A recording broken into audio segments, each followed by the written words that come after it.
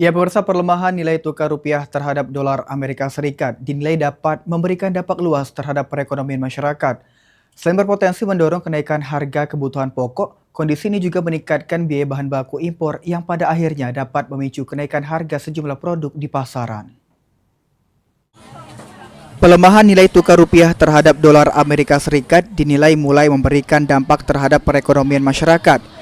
Salah satu dampak yang paling dirasakan adalah kenaikan harga sejumlah kebutuhan pokok akibat meningkatnya biaya impor. Pengamat ekonomi Sumatera Selatan, Amrah Muslimin mengatakan, melemahnya rupiah juga berdampak terhadap mata uang asing lainnya, seperti yen Jepang, ringgit Malaysia, dan dolar Singapura. Kondisi ini membuat harga bahan baku impor seperti gandum ikut mengalami kenaikan. Akibatnya, para pelaku usaha berpotensi menaikkan harga jual produk untuk menutupi biaya produksi yang semakin tinggi.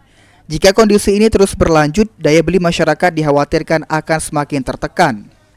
Yang mengakibatkan salah satu sebab akibat yang paling menyasar pada masyarakat itu adalah dampaknya pada kenaikan harga. Kenapa kenaikan harga? Karena memang dolar ini digunakan untuk membayar impor produk-produk penting.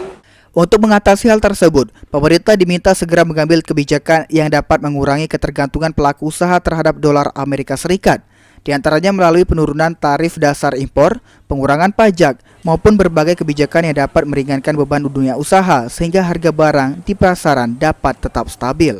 Ilham Wahyudi, PAL TV.